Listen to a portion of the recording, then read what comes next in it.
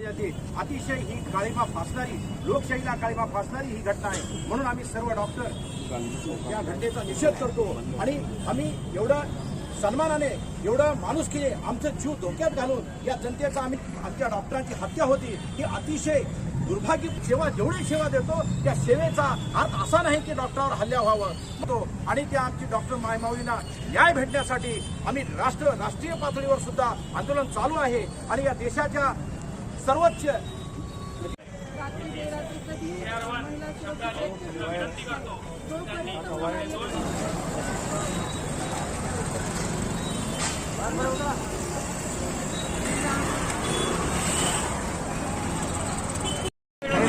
आपण आपली लावावी.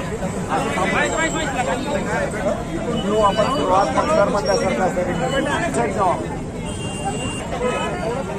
एक मिनिट